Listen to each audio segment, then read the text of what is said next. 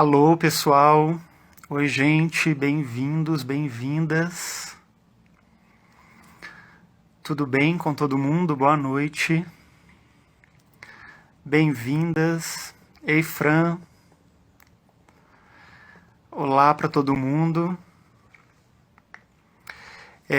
Eu sou o Vinícius de Souza e eu estou aqui ocupando o canal do Teatro em Movimento hoje porque a gente vai conversar sobre dramaturgia para criações digitais. Eu e o Vinícius Calderoni, nós dois fomos dramaturgos de alguns dos trabalhos que o Teatro em Movimento Digital estreou recentemente.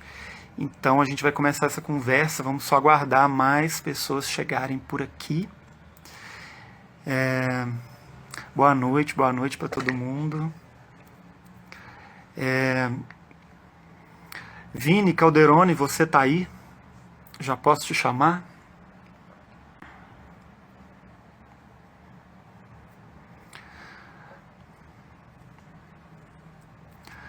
Boa noite para todo mundo.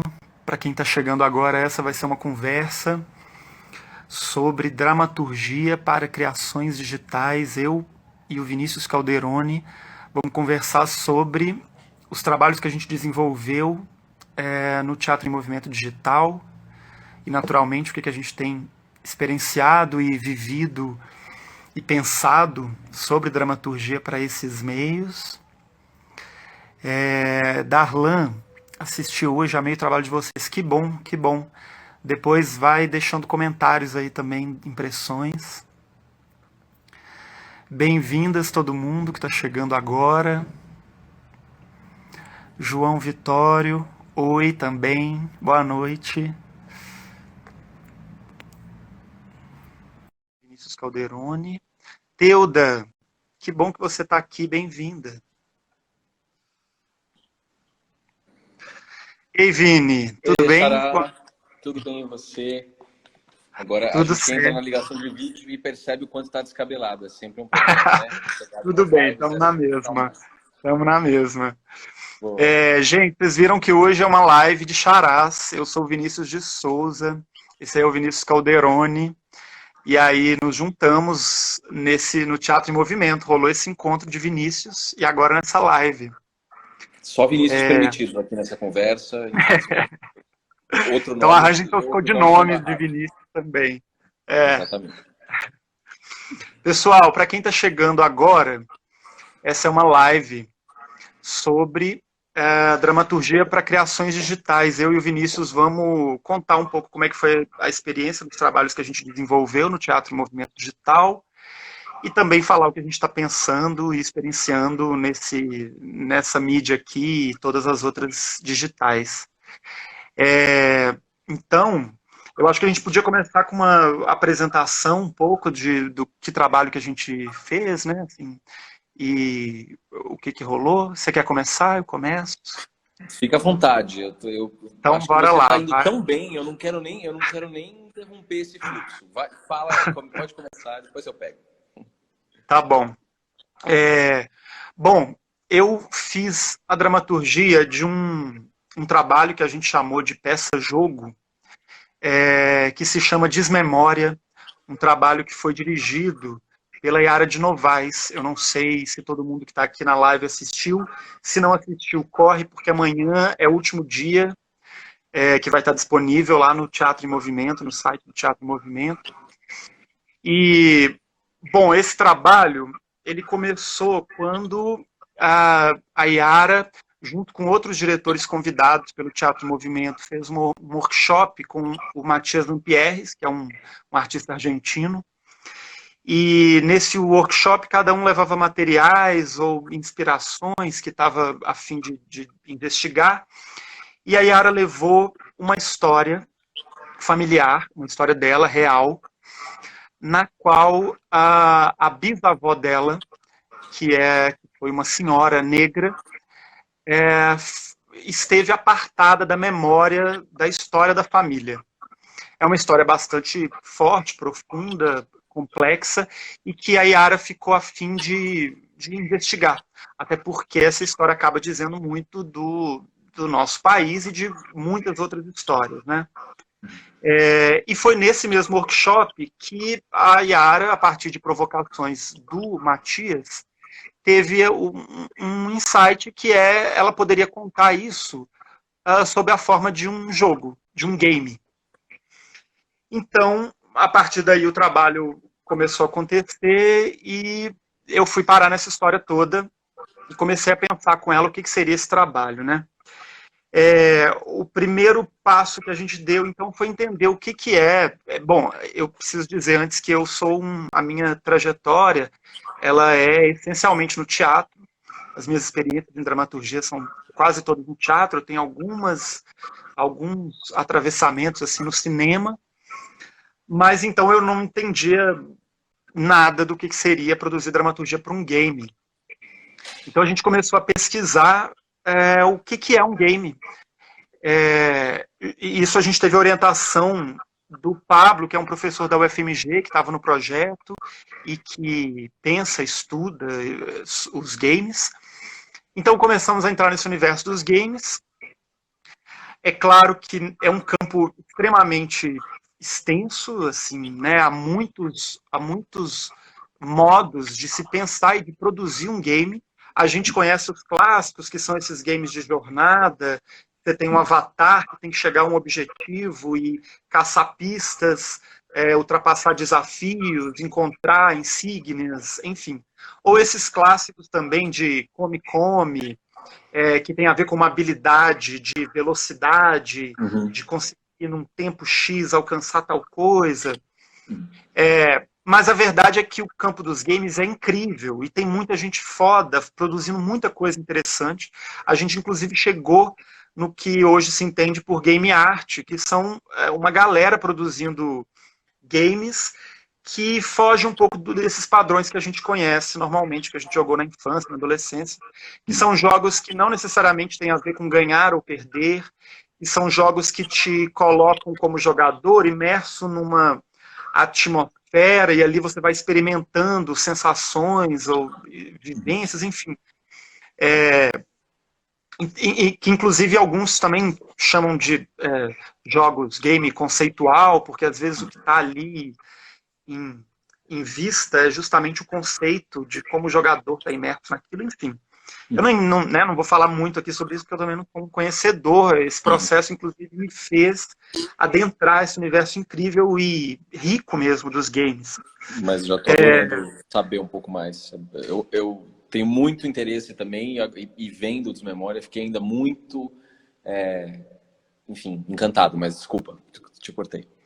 Não, é muito massa, assim, assim, acho que já há vários estudos e procedimentos do game que já são muito usados no teatro e vice-versa, né? Principalmente esses de jornada, às vezes a divisão em fases, enfim, a construção de personagens, a coisa do RPG, por exemplo, enfim, já tem muitos trâmites, né? Mas esse processo me fez adentrar de um jeito mais profundo, que foi muito massa. E, bom, aí a gente começou o trabalho, eu assumi esse papel de dramaturgo, mas a verdade é que, enfim, mais à frente eu posso contar mais, mas a dramaturgia se deu com certeza de um modo coletivo. E acho que os principais desafios que a gente teve de cara foi, primeiro, esse em relação à linguagem. A Yara tinha uma ideia e o desejo de comunicar uma história, ou a falta de uma história, e como é que a gente faria isso dentro desse formato. Suporte. Game que pode, desse suporte, exatamente, que pode ganhar tantas formas, modos. Então, aí a gente então começou a brincar com isso que a gente chamou de peça-jogo.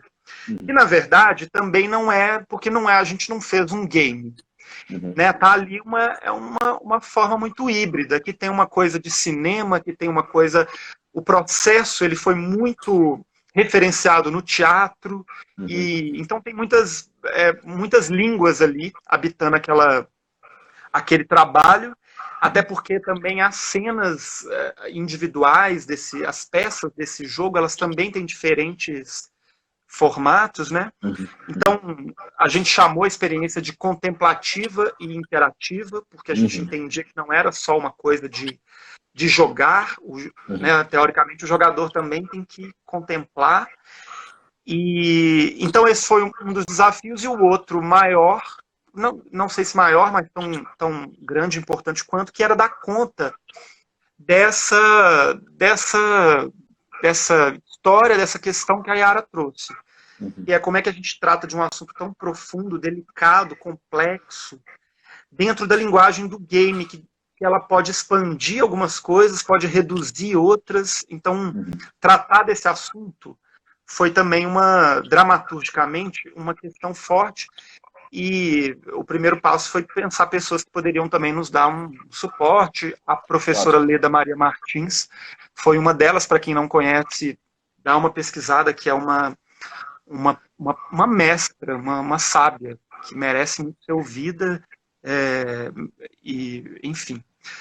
Então, um pouco esse foi o caldeirão que eu entrei, e aí daqui a pouco a gente vai contando mais o que foi aparecendo à frente. Vini, e tu? O que aconteceu aí com você? Adorei ouvir. Eu, por mim, ficaria vendo o dia inteiro, ouvindo processos, assim. Eu, quando preciso criar, meu segredo de criação é entrar no YouTube e ver entrevista de processos, making-offs. Então, eu te ouviria o dia inteiro. Espero ser tão legal comunicando quanto foi legal te ouvir falar. Bom, eu, igualmente, fui convidado inicialmente também pela nossa querida Tati Rubin, né, da Rubin Produções, para o Teatro em Movimento, nessa edição digital, que, na verdade, é um convite que chegou logo que a pandemia se instaurou, né, e a gente ainda naquele desarvoramento, né, aquela sensação de não saber para onde a gente vai, que trabalho que se tem e tudo mais. E só a possibilidade de estar, de algum modo, ali, remotamente, com um grupo de criadores nesse ponto, naquele momento, foi um bálsamo imenso. E ainda mais esse grupo específico de criadores, muitos dos quais ela já tinha mencionado o nome, como você, como a Yara, como o Cacá Carvalho, que foi o diretor e o dono do meu projeto, a Bárbara Paz também, que fez outro projeto, e, bom, e uma série de outras pessoas, né? A Inês e o Eduardo, ambos, né, do Galpão, enfim, só pessoas muito legais. Estou esquecendo um monte de gente, André Cortez, vou esquecer um monte de gente, mas Marcinho Medina, bom, enfim. Então recebi esse convite também. Acho que nós participamos do workshop do Matias Umpierres, a gente chegou ambos atrasados ali, a gente viu o finzinho, né, ali como ouvintes ali, porque a gente estava ainda com outros trabalhos assim que estavam fechando ali, então a gente pegou metade mas já deu para ter uma visão panorâmica e uma abertura muito grande dessas possibilidades performativas, né, que ele trouxe, assim, muitos caminhos assim performativos. E eu acho que dessa ideia da ocupação digital e tudo mais, muito ampliando para esse campo da performance, quer dizer, um lugar muito provocador, né? Ele se colocou num lugar, a clínica de obsessão, assim como ele chamou, né? Foi incrível o pouco que se pôde observar. Enfim, e aí acabei sendo convidado, foi uma honra imensa ser convidado pelo Cacá Carvalho para fazer um processo dele. E o processo dele também tinha a ver com uma narrativa muito pessoal, né? Uma narrativa, mais uma narrativa pessoal atravessada por uma obra absolutamente fundadora da cultura do Ocidente, que é a Odisseia do Homero. Mais especificamente, acho que, bom, entrando aqui em coisas, né? Em vivências, em processos do Cacá, o Cacá perdeu a mãe durante a pandemia, não pôde voltar, por exemplo, a Belém para se despedir, mas em alguma medida também começou a pensar o tempo inteiro, né? Isso foi uma reflexão do Cacá sobre como, confinados em nossas casas, a gente é obrigado a, de alguma maneira, voltar à nossa Ítaca interior, né? Em alguma medida, o confinamento, o ato de não podermos sair das nossas casas, é um jeito de revisitar a nossa própria casa. E eu vejo um eco muito grande entre a própria questão de uma busca ancestral que se empreende no seu trabalho no Desmemória, no trabalho com a Yara, né? Porque a matriz também é uma matriz de retorno ancestral. E eu acho que todo mundo que é sensível e que está conectado esse momento de confinamento, acho que evoca essas situações. Eu tenho me sentido muito profundamente assim também, assim, Também. buscando lugar, questões de ancestralidade que remota, assim, sempre foram coisas assim um pouco laterais. Mas isso não... E agora parece tudo isso ganhou uma certa urgência, né? Acho que quando o mundo de fora se interdita, parece que internamente a vida interior se expande, né? Parece que se destravam ruas e avenidas e caminhos internamente dentro da gente. Enfim, bom, então fui convidado pelo Kaká, com intermediação também da Mariana Muniz, que está aqui, já mandou um beijo para a gente em algum momento e foi Beijo, Mari. uma mentora maravilhosa, né? Uma coordenadora desse projeto. Então ela fez essa intermediação desse convite, porque eu estava super acanhado, falei, meu Deus, o que eu vou falar pro Kaká e tal? Porque o Kaká é isso, né? Um dos maiores atores do país, um dos grandes artistas, e, bom, junto com o Kaká, o Marcinho também já estava conectado ao projeto.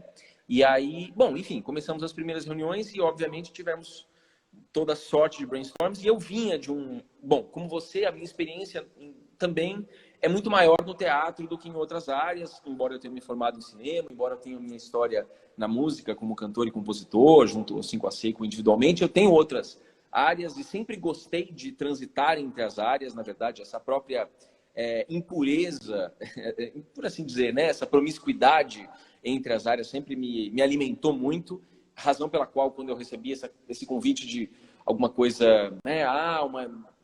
Como transpor o teatro digitalmente, isso de cara me interessou também como plataforma, como possibilidade exploratória. E aí, eu vinha, mas a minha experiência na dramaturgia, embora eu escreva roteiro para cinema ou TV também, está muito mais ancorada, como você, no teatro, né? E eu vinha de um espetáculo, meu espetáculo mais recente é uma dramaturgia que eu dividi com o Gregório do Vivier, e que o Teatro em Movimento levou para BH em 2019, que é Sísifo. Sísifo é um espetáculo que se inspira livremente, mas muito livremente, no mito grego de Sísifo, né? Assim, mas numa chave completamente pop, assim, não tem um lugar de recriação rigorosa, tem um lugar... Justamente Sísifo chegou a nós por uma provocação, porque a gente queria um pouco, em algum momento, da nossa tudo começou com uma vontade de fazer uma peça juntos, né, eu e Gregório, e aí, num dado momento, a gente conversando sobre o que a gente queria falar, mas tudo muito fundado pelo afeto, né, conversando sobre o que a gente queria falar, a gente falou sobre essa possibilidade de transpor memes e gifs para o palco, como transpor essa linguagem. E aí, em algum momento, me veio essa mini epifania de que Sísifo é o GIF fundador da humanidade. Um homem que carrega a pedra até o topo de uma montanha, a pedra rola, ele carrega a pedra até o topo de uma montanha, a pedra rola e assim por diante.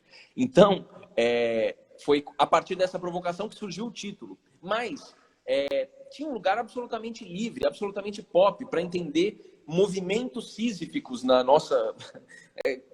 de que maneira Sísifo é o nosso tempo? Por que esse mito reverbera eternamente, mas sem o lugar, a responsabilidade de alguma recriação do mito, por assim dizer, ou de passar por uma série de coisas.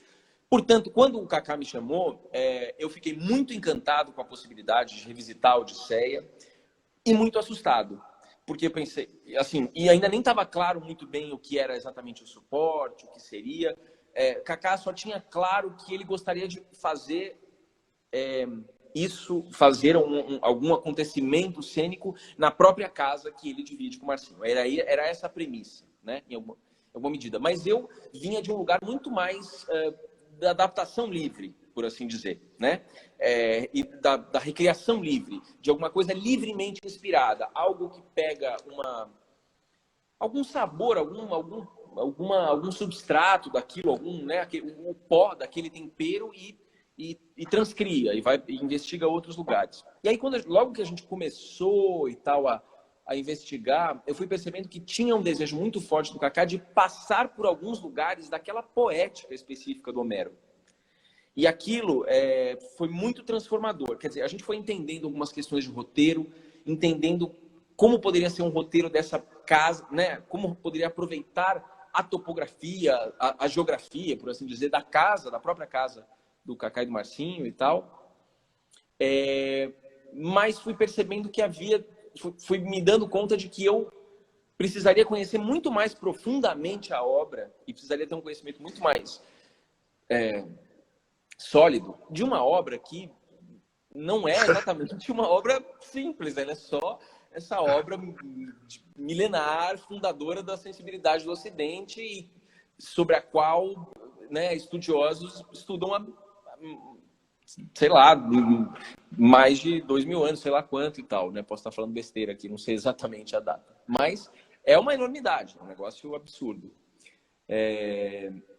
E aí, coisas do trabalho, eu fui percebendo que era muito importante, nesse mergulho na poética específica, eu estar junto de alguém que tivesse um conhecimento muito profundo dessa obra. E aí falei primeiro com o Caetano Galindo, que é um cara genial, tradutor do Ulisses, do James Joyce, porque achei que ele pudesse ser um conhecedor. Ele é, sem dúvida, um cara muito um conhecedor profundo, mas um cara também muito modesto. Ele falou, cara, eu sei quem vai poder te ajudar profundamente e é o Guilherme Gontijo Flores, que é um extraordinário poeta premiado, ganhador do Jabuti, ganhador de uma série de prêmios, muito jovem, né? Um cara enfim, da nossa idade, assim, né? Tô nos botando aqui no time dos jovens. E ele é um cara com um trabalho muito sólido, porque é um professor de latim e de grego, um cara que tem um trabalho profundo e que pretende, inclusive, ter a sua própria tradução de Odisseia. Portanto, um conhecedor absoluta, né, assim, profundo, que transformou a minha relação imediatamente com a obra. Em poucos encontros, inicialmente, ele seria uma espécie de consultor, alguém que traria momentos da obra e para a gente poder mais profundamente se guiar, né? Para eu poder me guiar ali e poder construir a dramaturgia através desses trechos, em diálogo com isso e tal. Quer dizer, sempre entendendo que, claro, eu também poderia responder com alguns textos aos textos da Odisseia, mas que eu precisaria pelo menos ter alguma, né, ter clarezas e tal. E o Kaká já tinha muitas imagens muito sólidas na cabeça, uma certa iconografia, uma certa relação com alguns momentos específicos da Odisseia, como o reencontro com o cachorro, como o reencontro com Penélope, como o reencontro com Telêmaco. Quer dizer, uma série de momentos já eram muito caros a ele. Quando eu comecei a conversar, daí essa consultoria, em 2 ou 3 conversas, eu falei, cara, não dá para eu desgrudar a mão do Guilherme agora, nunca, não solta a mão dele nunca mais. E mais do que isso, imediatamente eu falei, cara, você vai fazer essa assim, a menos que você não queira, mas o meu convite essa dramaturgia é nossa, a gente tem que fazer isso juntos e vamos descobrir como. E ele topou, falou, cara, eu não sou do teatro, eu não sei onde eu tô pisando, mas eu gosto de aventura, então vamos lá. Então, estamos aqui na Odisseia, já que é sobre aventura o assunto, vamos lá. E aí, o que aconteceu foi, naturalmente, o Guilherme começou a trazer muitos poemas que de alguma maneira já eram uma espécie de reverberações, ressignificações numa literatura posterior desse mito fundante da Odisseia. Autores que ressignificavam, ou o Cavafis, ou mesmo poetas contemporâneos, enfim. O Kaká já tinha trazido um trecho da Karen Blixen, enfim, uma série de estímulos. E aí também já tinha alguns retalhos de textos meus, e eu comecei a pensar, e aí eu acho que veio o insight da forma. E eu acho que isso é, de algum modo, a forma final que a gente chegou. Um grande poema onde as fronteiras não ficam muito claras. Ou seja, um enorme poema em que a gente aproveita trechos da Odisseia mesmo, recriados, transcriados, inclusive trechos que foram, vale dizer, traduzidos pelo próprio Guilherme, especificamente, quer dizer, a gente não pegou uma tradução de alguém, os trechos escolhidos ele retraduziu diretamente para a obra, com esses poemas que compunham em alguma medida, fortuna crítica não é bem a palavra, mas essa esse arcabouço de respostas criativas decorrentes da Odisseia, com coisas que nós mesmos, eu e o Guilherme, escrevíamos dentro daquela trajetória, dentro daquela dramaturgia, dentro daquele caminho.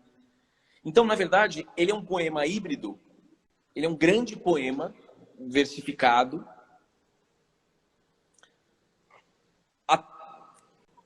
com todos esses atravessamentos. Quer dizer, como um grande poema onde as fronteiras estão apagadas. Ah, isso é meu, isso é do outro. O meu verso está colado com o verso do Homero, que está colado com o texto do Kavafis, que está colado com o texto do Brodsky, que está colado com o texto do próprio Gui, enfim.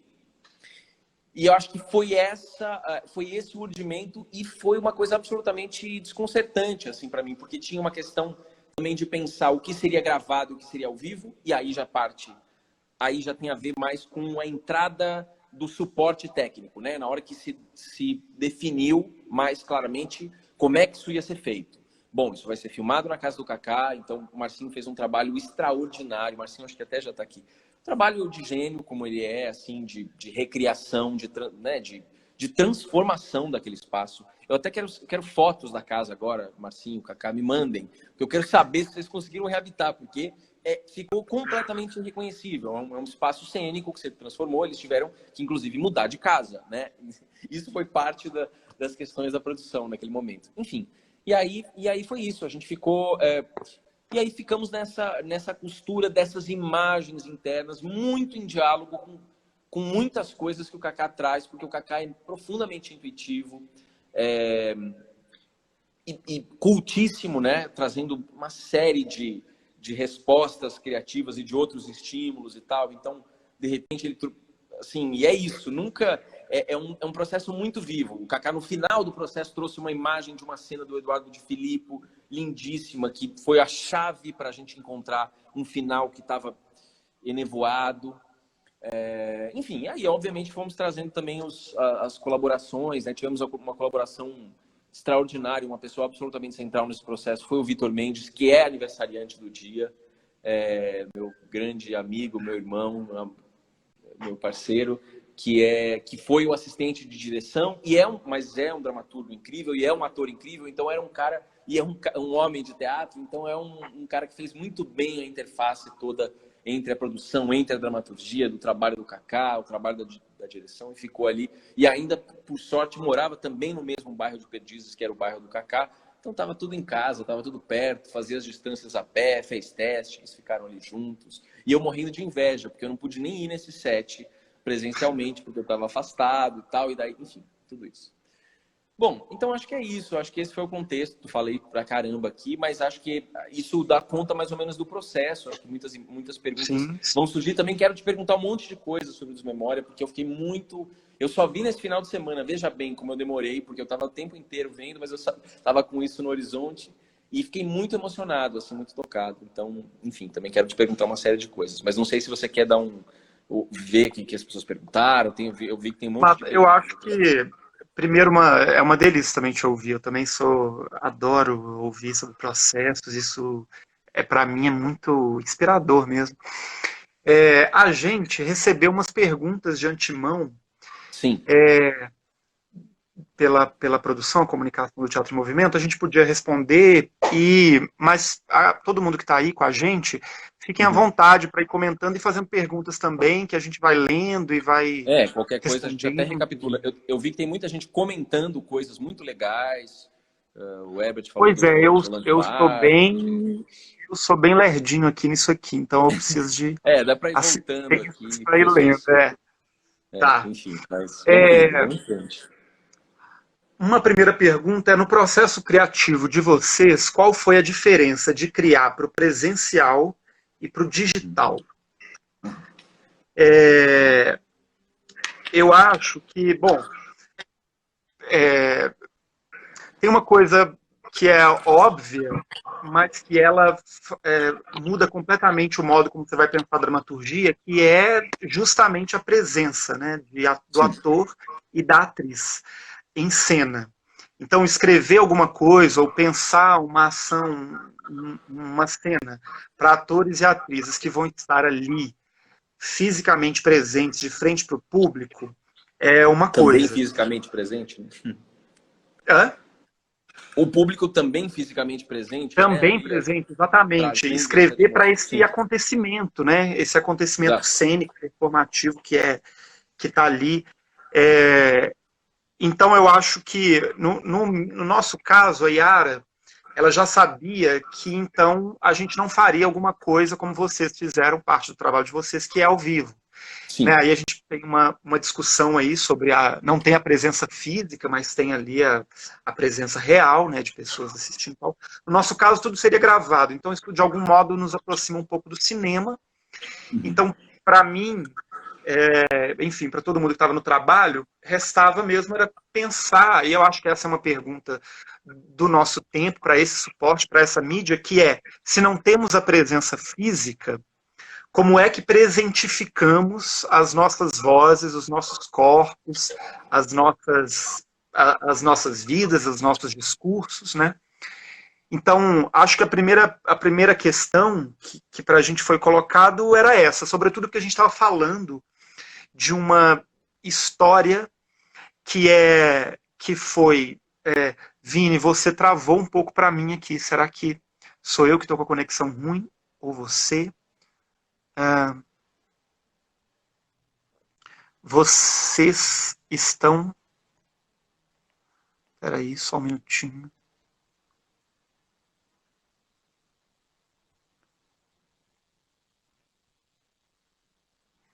Pessoal, acho que o Vini caiu e em breve ele deve entrar de novo para a gente continuar.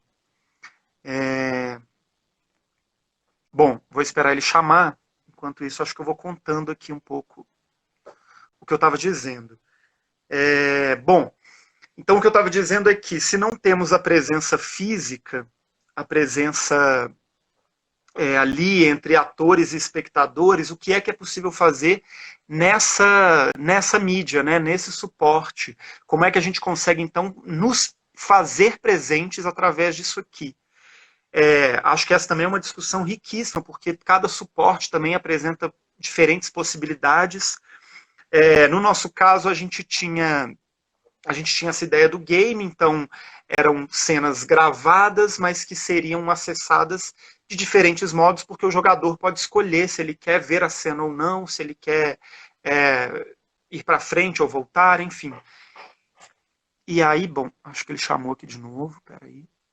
Não, ainda não. Vini, se você estiver aí, dê um alô, estamos te aguardando.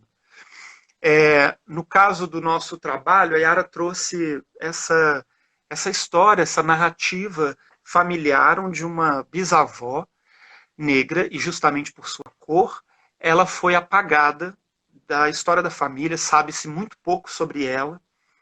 Então, como é que a gente presentifica aquela história, aquela memória, como é que aquele jogo ele serve como memorial?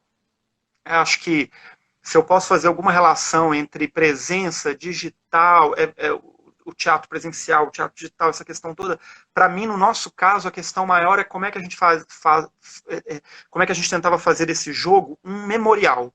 E um memorial, para mim, é um lugar onde se estabelece uma presença, onde se diz, olha, esta memória, ela está aqui, viva, recuperada, presente, né, no nosso tempo, essa voz, essa que é da dona Leopoldina, que é a bisavó da Yara, essa voz, ela existe. Ela está presente, ela está aqui. Então, acho que o desafio era esse. Quando eu penso em presença... Agora o Vini voltou, peraí. Vini, te chamei aí.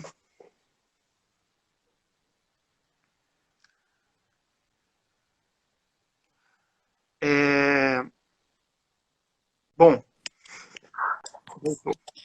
E aí? Desculpa, gente. Mudei de cenário até, né? Mudei até de cenário. Porque... Mudou de cenário, foi bom. Cara, eu não sei como fazer isso, se alguém aí for compreender as coisas, mas todas as vezes que eu fiz live com o meu celular, em algum momento ele fica muito quente e para. E ele estava indo super bem, ele estava com bateria carregado e tal, ele simplesmente parou no meio. E ele entrou num negocinho, Sim, apareceu direto um termômetrozinho, assim, falei, Jesus Cristo. Então, Uau. mas Bom, tô vamos aí, aqui. se esquentar de novo, você Não, volta. agora eu peguei um celular emprestado, porque eu já estava Ah, tá. sabendo que isso podia acontecer, mas demorou um pouquinho para entrar na conta, porque, enfim, estava na conta errada, enfim, é isso. Sim. Vini, eu estava contando aqui para o povo todo que o que eu fiquei pensando sobre a questão do digital e do presencial, especificamente no nosso trabalho, e com a história que a Yara trouxe da dona Leopoldina, o que mais me inquietava, e acho que a todo mundo da equipe também, era como é que a gente podia fazer daquele trabalho, como é que a gente poderia, com ele, presentificar a figura da dona Leopoldina. Nesse sentido, então, que o jogo servisse como um memorial. Então, aí não interessa muito exatamente se estamos lá no ao vivo ou não, mas estamos criando um memorial, um lugar onde se chega e se avista e se vive uma voz que está presente neste tempo contemporâneo, ainda que ela seja do início do século XX e tal. Então essa era uma questão que me veio quando eu penso nessa coisa do teatro digital, presencial. Tem alguma coisa que eu acho, falando mais tecnicamente mesmo, de pensamento dramatúrgico, que é o quanto esses suportes que a gente está usando agora, eles disputam a atenção com todo o resto, né? Diferente de quando você vai ao teatro e de vez em quando tem um celular ou outro que dá uma perturbada, mas a coisa está ali minimamente, não sei se a palavra é controlada, mas ela está ali, né, juntos. Agora aqui a gente faz uma live, ou a gente faz um jogo, ou a gente faz, enfim, que está aqui com o celular apitando, com alguém que pode abrir a porta e entrar, com outra pessoa que conversa comigo, com eu mesmo que posso decidir dar um pause e voltar depois, ou sair, entrar. Então, acho que há um desafio mesmo aí para a nossa geração de dramaturgos e dramaturgas, que é como é que a gente faz disso também linguagem, né? Como é que a gente então interage com essa disputa de atenção.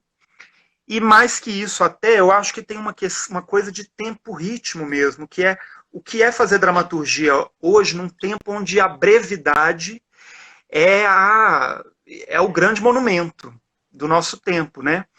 Então tá todo mundo esperando e se voltando para algo que é mais curto, que é mais sintético, que passa rápido.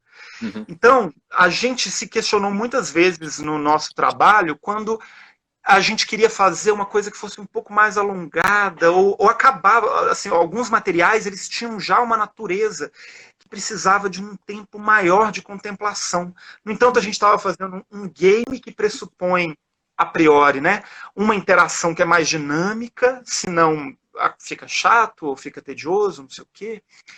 Então, acho que essas foram algumas questões que eu me coloquei quando eu penso em dramaturgias, assim, no nosso trabalho, né, que era como escrever não só no sentido de texto, mas como pensar a estrutura de alguma coisa que necessariamente vai acontecer enquanto outras estão acontecendo e que pressupõe um espectador, jogador, que está dando pouco tempo para as coisas, né? E eu nem estou fazendo um juízo mesmo de valor moral disso, de que a gente deveria. Não, um imbróglio do nosso tempo, né? E que eu acho que dramaturgicamente ele merece mesmo ser torcido, investigado, porque inclusive a gente pode descobrir muitas coisas interessantes justamente nessa brevidade. E no contrário dela também, né? Mas enfim, então essas para mim foram as questões que me vieram mais quando eu pensei a diferença entre fazer uma coisa para o digital, para o presencial e tal. Foi por aí um pouco. Sim. Não, Agora, acho você lindo. tinha já a presença ali, né, do ator, o Cacau optou por fazer momentos em que ele estava direto com o espectador. E Exato. aí? Eu acho que, no nosso caso especificamente, o choque foi menor. O choque foi menor, porque eu acho que o que resulta, né, o que resultou do nosso espetáculo, do Ítaca 365, apartamento 23, do nosso espetáculo, ó, já estou falando sem, né, mas dessa obra, Sim. já tinha um lugar mais claro uma interface mais clara com o encontro presencial com o ator. Assim, acho que a gente, durante o processo, conversou com outras ocasiões. Né? Notoriamente, o Sesc fez esses processos todos com muitos atores e atrizes, né, do Em Casa com o Sesc.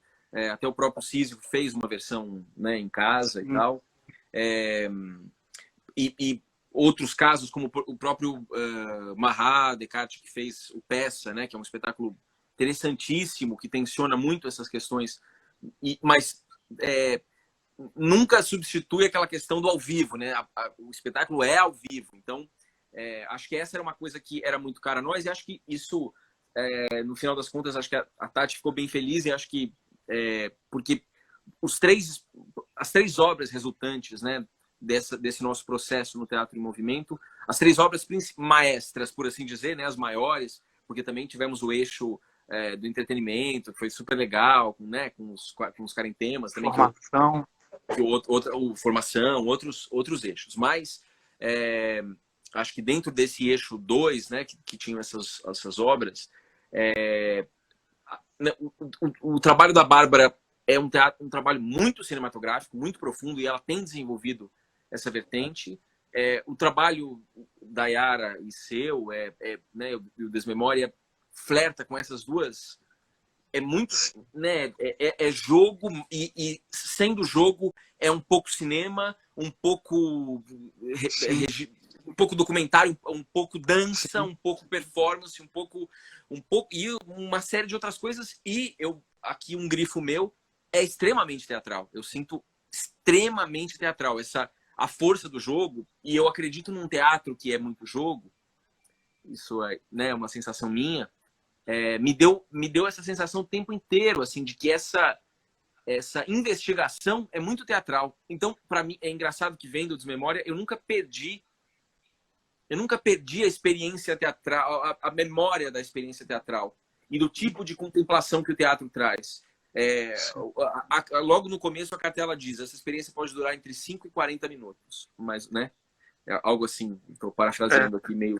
E eu falei, nossa, que interessante, assim, né? Um pouco essa ideia né, dos jogos de armado, jogo da amarelinha, né, e tal. E aí, a minha sensação foi essa. Eu sempre queria a experiência mais longa.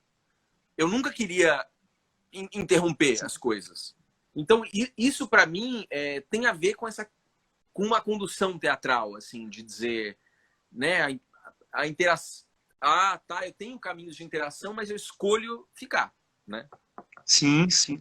Eu vou me plagiar, eu tenho uma letra que fala isso, eu acho que se aplica a coisa que é o direito de ir vir, o desejo de ficar, né? Eu acho que é bem o que eu senti assistindo Desmemória. E, enfim, agora, eu acho que no Ítaca a gente ficou... a gente partiu já desse lugar.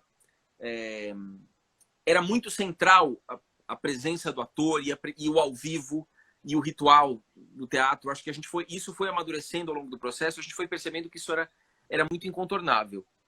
Mas, obviamente, teve uma questão de pensar o que é gravado e o que é...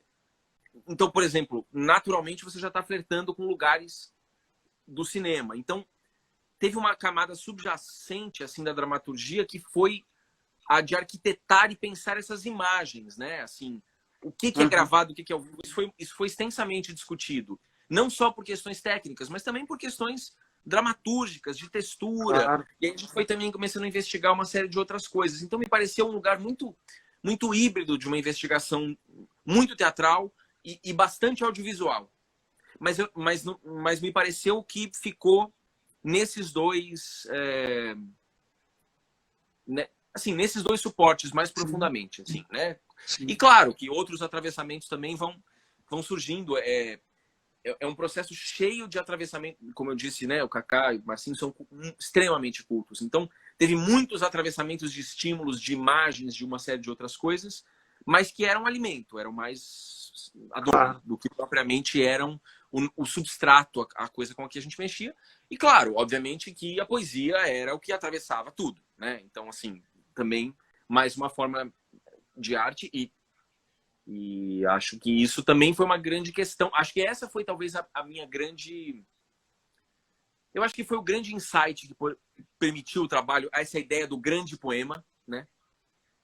Um grande poema em resposta ao maior dos poemas. Aham, sim. Um pequeno grande Ah, poema, né? Porque a gente sim. acha que tem 10 páginas de Word, assim, não é que é comparativamente Não, ali, mas ele é profundo, assim, ele mas é tem um profundo. corpo, né? Eu Tem, vou, tem. eu vou aproveitar que você está falando isso e emendar na outra pergunta que eu acho que tem tudo a ver, que é como se deu o processo de leituras e ensaios nos projetos que vocês participaram.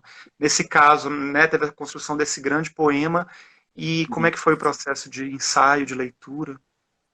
Então, acho que a gente foi.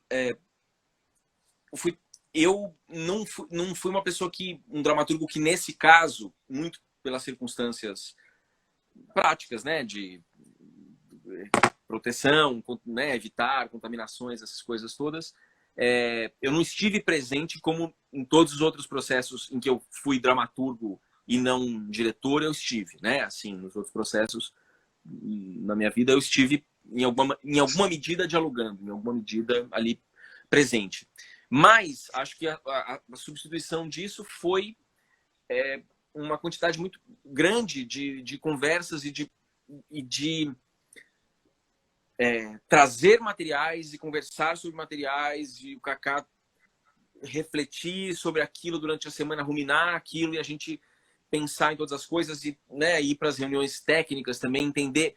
A gente, à medida que também o projeto foi avançando e se tornando cada vez mais concreto, né, a gente também começou a ter uma série de outros desafios e adaptações, porque muito do que se sonha começa a ter que passar na peneira da realidade, né, assim, das possibilidades de execução. Então, agora, obviamente que teve um processo muito intenso de ensaio, que eu, nesse caso, não acompanhei profundamente, mas, né, por exemplo, o Kaká, o Marcinho, o Vitor, obviamente, estavam ali muito presentes, e acho que com essa especificidade do Kaká ser o diretor da obra da qual ele é protagonista, né, assim, então, mas teve essas etapas, né, teve etapas anteriores de gravação, a gravação com a Vera Sala, que é a bailarina que fez a Penélope, do Theo, se não me engano, que é o filho do Fábio Rett, que fez o Telêmaco, o menino, eu não posso estar errado, me enganado em relação ao nome dele, com um próprio cachorro, teve um cachorro cenográfico, quer dizer, teve uma série de imagens que foram feitas antes, numa lógica totalmente cinematográfica, né? O Vitor até falou isso, ele falou, cara, eu tô lembrando dos meus tempos de audiovisual, das faculdade e tal, porque a gente está filmando, a gente teve diárias mesmo, diárias de coisas, de imagens, de coisas, e depois isso foi se somando, né, de alguma maneira. E também era né, acho que daí o Marcinho, o Kaká achou caminhos muito interessantes, caminhos em que o texto é lido, caminhos em que o texto é gravado e caminhos em que o texto é dito, interpretado. Tem uma mistura dessas texturas todas. Eu acho que isso foi uma coisa muito, muito interessante. Então, assim, eu acho que notoriamente esse processo de ensaio só se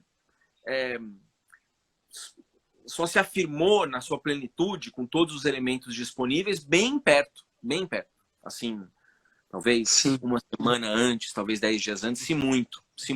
O texto Quer dizer, também. O texto, acho que, assim, a gente, mais ou menos um mês antes do que era a estreia, posso estar enganado nas datas, mas acho que a gente já tinha uma coisa muito próxima, muito próxima. Sim. E aí teve uma adição da cena final que ainda não estava ainda exatamente no lugar, né? E a cena no final, esse texto que é quando o Odisseu, mas que é o Kaká, esse protagonista, né, que a gente chama de ele, reencontra essa mãe sublimada nessa figura dessa poltrona, que é um objeto muito caro ao Kaká, inclusive, na sua trajetória, com Pirandello, etc. E que remetia diretamente também a essa referência do Eduardo de Filippo, que é uma cena lindíssima, assim, de um espetáculo do Eduardo de Filippo, que o Eduardo de Filippo também fazia como ator. E aí esse texto final a gente trabalhou, até o último minuto nesse texto, assim mesmo, porque inclusive ele ia ser gravado, a gente aumentou um pouco o texto, inclusive texto que acabou sendo lido pela Yara de Novaes, maravilhosa, nossa interface com esse brilho, assim, com essa profundidade que ela é capaz de fazer, capaz de interpretar. Além de tudo, ela ainda tem uma voz linda para melhorar tudo. Enfim, mas era um desafio muito grande, porque ele tinha uma edição ao vivo, né? E foi muito interessante. Eu assisti acho que foram 7 apresentações, eu assisti 3 das 7. E foram dias muito diferentes, assim. Acho que isso foi lindo de pensar, nossa, olha, vivo como teatro, né? E nesse caso, assim, também com um componente da edição ao vivo, né? Porque tinha uma mesa de corte ao vivo, no qual o Vitor participava e tal, enfim. Mas já estou derivando, né? Porque a coisa central acho que era do processo, e acho que o processo, a parte que eu posso relatar sem ter estado presente é essa. Sim. E vocês? É curioso porque no nosso essa imagem mais tradicional, né, de ensaio, de leitura, de texto, ela quase não aconteceu porque primeiro que inicialmente não se tratava da criação de um texto propriamente, né? A gente passou a maior parte, na verdade, do processo pensando a arquitetura do jogo. Sim. Que materiais a gente tinha, como é que aquilo se organiza, como é que aquilo se monta. A Yara é uma diretora dramaturga, ela tem um pensamento dramatúrgico extremamente alinhavado ao trabalho dela de criação, assim. Então a gente foi, na verdade, passando um bom tempo pensando o que é que se joga, para onde que se vai, o que acontece, né, em cada peça. O jogador corre atrás de alguma coisa, ele só ouve aqui, e também porque os materiais foram vindos a partir da coisa documental, né? Então a Yara passou um tempo pedindo áudios para uma série de pessoas, que essas pessoas descrevendo o que elas viam na foto, documentos históricos. Então a dramaturgia foi se criando a partir desses materiais que iam vindo. Claro que na metade do processo me coube fazendo os acabamentos e criando os textos mais formais, de prólogo, de epílogo, essas coisas todas. Mas foi um processo muito... onde os materiais foram se arquitetando, se construindo, então não teve... E com muitas revisões. Aliás, eu acho que o maior desafio que a gente teve nesse processo, sem dúvida, foi o diálogo entre o que é um processo de pessoas de teatro e o processo de programadores de game. Porque são tempos e modos muito distintos, né? No teatro a gente escreve, o ator fala, não ficou bom, corta aqui, tira isso aqui, amanhã você faz diferente. Muda, tira essa cena aqui do início e coloca ela no final. No game, e a gente tinha um tempo curto, né? Assim, não dava... Pelo projeto total do Teatro em Movimento, a gente tinha um tempo específico, assim, então a gente mandava uma cena e depois o desejo de colocar essa cena antes dessa não era assim. Era aguardar 2 semanas para que fosse feita uma programação para que houvesse esse ajuste. Então, esses tempos... combinar com os cálculos, com os algoritmos, não é exatamente, extremamente complexo. Não, e a gente... Ou a gente pensava uma ideia assim, bom, nessa peça eu acho que o jogador ele pode fazer isso, aquilo. Aí o programador diz, olha, não, isso aí a gente vai precisar de 6 meses para fazer. Então, legal, diminui. Então o jogador não vai fazer isso, o jogador só vai até aqui e tal. Então, cara, tinha... Só um parênteses, eu estava conversando isso anteontem, eu tenho trabalhado também bastante escrevendo para audiovisual e para TV e tal, e eu estava refletindo o quanto a gente no teatro fica mal acostumado, porque o teatro tem essa dimensão artesanal de que a gente muda de um dia para o outro, se alguma coisa nos insatisfaz, se alguma coisa tá... tipo, não tá funcionando, tá esquisito, você volta para casa, pensa, conversa com o ator, pede para chegar um pouquinho antes, e você combina, sem nem precisar textualmente mexer numa coisa, você combina uma coisa.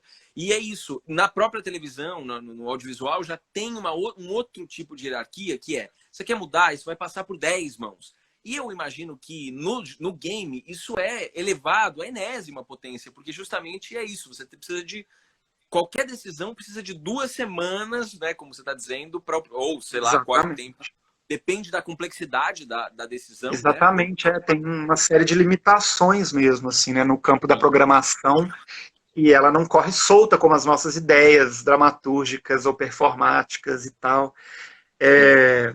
Então, Mas mesmo assim a gente conseguiu um movimento grande de revisões mesmo. Eu escrevi alguma Uhum. coisa, a Yara gravava no estúdio com tal atriz ou ator, voltava. Aí fazemos uma coisa que durava um texto que durava 3 minutos.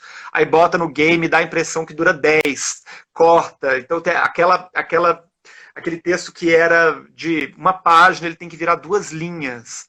Então foi um Sim. processo de muita edição, de muita revisão. É, Bom, gente, deixa eu contar uma coisa. A gente tem só mais 10 minutinhos. A gente, será que encerra, abre uma outra para a gente não ter que terminar assim tão repentinamente? Vocês que sabem, Produção.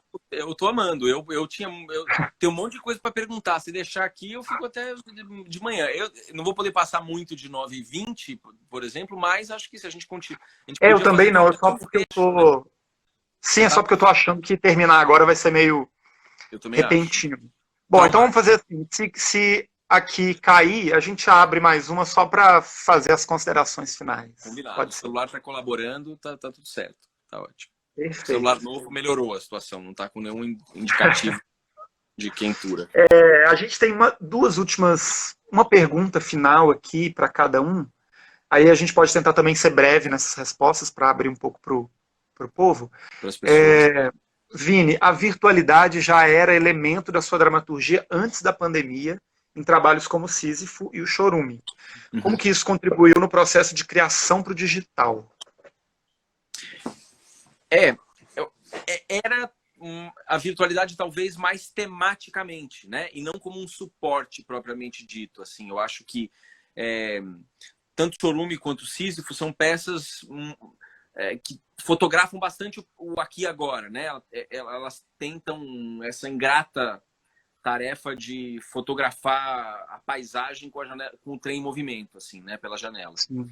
Então, acho que então, incontornavelmente, falar do agora é falar sobre esses aspectos mediados por essas sensibilidades mediadas por redes sociais e por esses tipos de assédio, né? Assim que a gente vai tomando, esses tipos de atravessamento que a nossa vida vai tomando. Então, isso era uma coisa incontornável, mas ali talvez mais tematicamente, mais como um sintoma do tempo, né? Assim, e aqui, talvez o digital entra como o suporte, né? Eu acho que eles entram.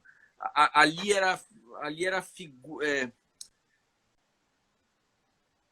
figura, aqui é fundo, sabe? Não estava Sim. conseguindo montar a metáfora mentalmente. Precisei de a manivela girou aqui, eu consegui. Então aqui, então as coisas estão em outro lugar, assim. Mas acho que é claro, assim, acho que se a gente o tempo inteiro como criadores, e acho que eu reconheço muito o que você falou também, Vini Xará, né, nessa fala. É muito bom, né? Porque você fala, sua dramaturgia, Vini, daí você pode responder também, fica à vontade, né? A gente, com essas peças que, né, a gente escreveu junto. Mas eu acho que não, me dá essa sensação de que o tempo inteiro a mim já interessa esses tensionamentos entre Eu também. suportes. Eu já sou, né, assim, isso que eu chamei de promiscuidade, de impureza, assim, eu já ser um cara da música, a minha escrita tem muito a ver com as letras de canção que eu faço. O tipo de escrita quase meio musical, meio rítmica, tem que estar totalmente conectado. Ao mesmo tempo, formei em cinema, estudei. Quando eu escrevi Não Nem Nada, que é a minha primeira peça, eu tinha para mim que o que eu queria fazer era uma peça plano-sequência. Tinha essa ideia de que era um entroncamento de ideias que não se interrompia, como se você pudesse ver muitas cenas, mas dentro de um fluxo contínuo e que não se articulasse como um sketch, né? Assim, que é esse lugar da interrupção, que esfria e o ator muda o cenário e alguma coisa acontece, né? Então, tudo isso para dizer assim, ilustrar tensionamentos e alimentos, né? Assim, coisas como outras artes de alguma maneira alimentaram o meu fazer e de alguma maneira eu me interesso muito por um teatro que tem materiais de contrabando. um teatro composto de uma dramaturgia que muitas vezes não pareça da jurisdição do teatro. Por que, né, assim, em alguma medida, dentro do meu coração ecoa muito um lugar que tantos, né, encenadores, mas, por exemplo, o que o Aderbal fez no Romance em Cena, o Aderbal Freire Filho fez no Centro de Construção e Desconstrução do Espetáculo, não sei se era essa sigla exatamente, essa ideia de que o chorume, por exemplo, era a premissa de chorume inicial era eu vou encenar um manual de geladeira e o rótulo de uma água mineral, sabe, assim, de alguma maneira tinha essas provocações como ponto de partida. Então eu acho que, de alguma maneira, tudo que é impuro e tudo que me parece... Eu, um pouco como criança, dentro dessa lógica de jogo que me é muito cara, dentro desse aspecto lúdico que o teatro alimenta muito fortemente na minha vida, assim, não só lúdico, mas, né, de experimentação da existência, assim, eu acho que tudo que é uma possibilidade de jogo, que fala assim, mas como é que você vai fazer isso caber nisso? Pronto, me interessou. Tudo que é esse tensionamento, que é essa transfusão, que é essa transcriação, me interessa. E eu acho que nesse caso, para mim, criar pro digital, para mim, eu acho que, em alguma medida, eu estou querendo fazer isso no meu teatro.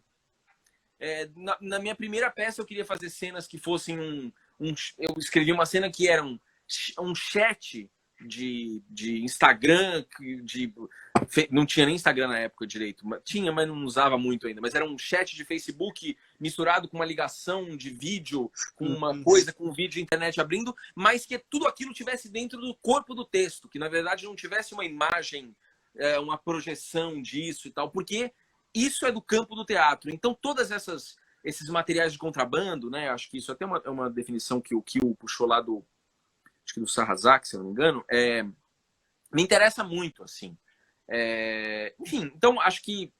Então, para mim, na verdade, eu me senti muito em casa dentro dessa premissa e acho que nem foi tanto pela proximidade da questão da virtualidade que aparece ali em alguns momentos em Sísifo, aparece em Chorume, até aparece em outras, aparece no Não Nem Nada, aparece no Han em outros textos, mas eu acho que mais do que tudo me interessava... A brincadeira entre formas, né? A brincadeira entre formas, entre suportes, assim, eu acho que o meu grande prazer é fazer olhar uma peça, pegar um bloco, aquele jogo de blocos lógicos, pegar um triângulo e falar, vai caber no círculo. Porque vai caber... O teatro vai fazer o triângulo caber no círculo, e faz, e não fica parecido, e não fica mambembe. Pode ficar maravilhoso. Você fala, nossa, que jeito louco de ser círculo esse triângulo conseguiu, né? Eu acho que é um pouco esses milagres que o teatro opera e que quem deixou a palavra do teatro falar ao seu coração já percebeu. Terminei aqui como pastor. Terminei aqui... Foi bonito, eu acho bonito. Mas eu compartilho completamente.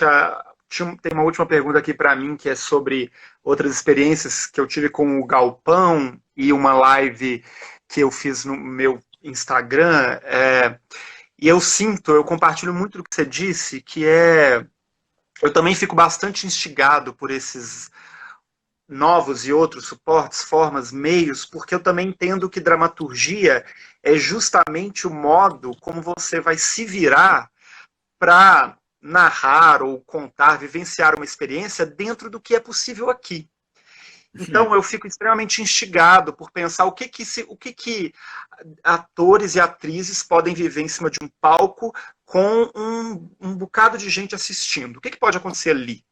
Isso é dramaturgia. Também é dramaturgia, e foi o caso da minha live, que era, então, o que se pode fazer aqui dramaturgicamente? No caso dessa live, por exemplo, que eu chamei de live no escuro, era uma tela preta, escura, e eu performava um texto, enquanto as pessoas iam se comunicando aqui pelo chat. Então, para mim, a graça estava em pensar como é que eu me comunico nesse lugar e entendo as ferramentas que estão dispostas aqui e o modo como a gente interage nesse lugar, né? Então, também acho extremamente instigante isso, ao contrário do que às vezes eu ouço, de que coloca em xeque a natureza do teatro, alguma coisa. Eu acho, na verdade, que está tudo aí, né? E a gente vai experimentando e brincando entre uma coisa e outra. Enfim, acho tudo isso. Maravilhoso. Será que a gente perguntas, pessoal? Alguém quer? Teuda, Por alguma você perguntou aí razão, onde que dá para ver o Desmemória. Você pode ver até amanhã no site do Teatro em Movimento. O do Kaká ainda está registrado? Não, não. não O tá. do Kaká, na verdade, a gente ficou, como tinha essa questão presencial, ele ficou disponível nos dias que havia apresentação, que foram, se eu não me engano, foi entre os dias 7 de dezembro, sei lá, foi em dezembro do ano passado, teve as 7 apresentações, foi de segunda a domingo, assim, foram uma Sim, semana e daí se encerrou, e com essa efemeridade também do teatro, né, uma coisa que claro, se encerrou. claro. Teuda, eu acho que você deve mandar uma mensagem pro Kaká e pedir ele para fazer de novo.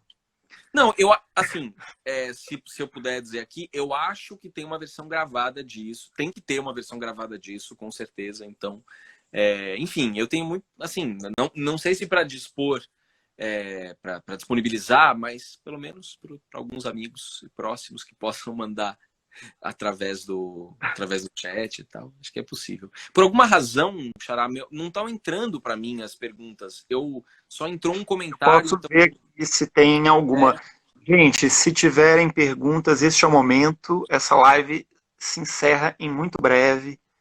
Então, é...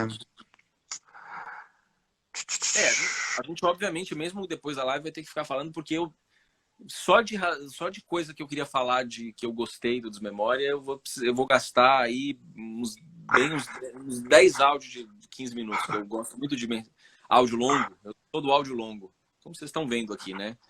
Tem O Vini pessoas aqui falou. comentando que parece que foi comum nos nossos processos que, apesar da coisa digital, o modo como a gente operou foi bastante teatral no sentido das relações de trabalho e eu concordo absolutamente. Assim, foi Também. uma o modo como as relações se estabelecem, os diálogos e a coisa vai se formando, para mim foi como montar uma peça teatral também, né? Assim, foi Para bem. mim também. Para mim também. Acho que não, eu acho que faz muito sentido. Éramos todos muito de teatro, sabe? Assim, a gente tava foi um ano desnorteante, né? Desesperador. Eu acho que a possibilidade de exercitar o teatro possível, né? Assim, quer dizer, com 700 asteriscos, obviamente não querendo substituir o erotismo das presenças, né? Que o teatro proporciona e tal. É isso, mas eu acho que o raciocínio teatral está em nós, né? Assim, acho que e na Claro. verdade eu acho que em alguma medida o meu raciocínio teatral vaza para a música que eu faço, para os roteiros que eu escrevo. Eu tenho um jeito de pensar assim, acho que, né? Assim, em alguma medida as coisas se elas transbordam, né? Umas para as outras. Oi, oi, acho que você travou para mim. Eu não sei se falhou o final, mas eu falei que as coisas transbordam umas para as outras, né? Mesmo que a gente. Sim, total, total. Uai, meu povo, eu acho que é isso, Vini. Você tem considerações finais? O que você queria dizer? Eu queria dizer muitas coisas lindas sobre Desmemória. Eu amei muito cada caminho que vocês encontraram para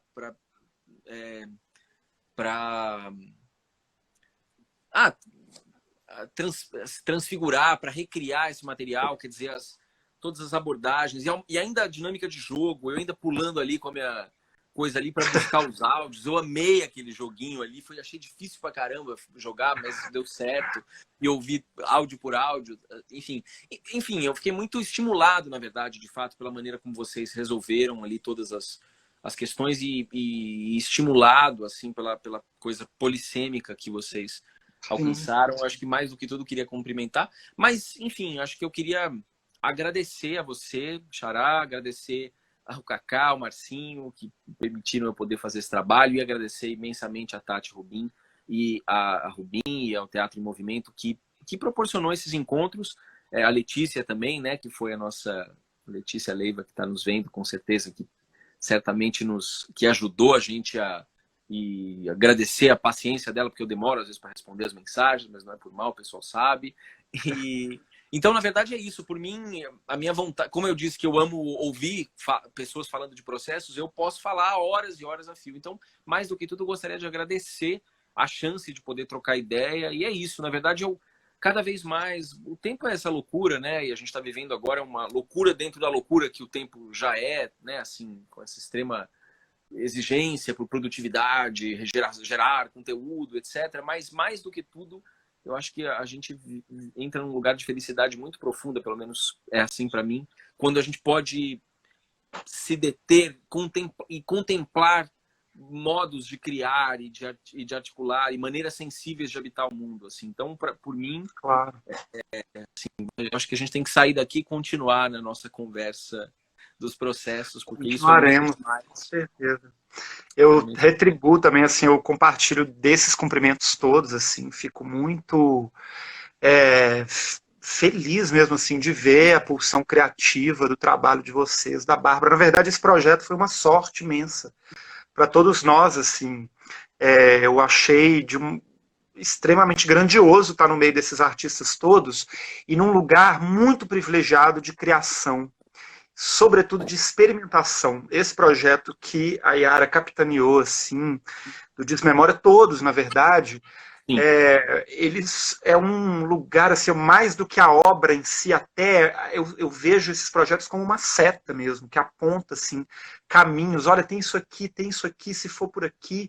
E isso é extremamente enriquecedor, assim, ter a oportunidade de ter um espaço desse, com uma liberdade imensa para experimentar. Então, a gente se deparou com uma série de desafios e questões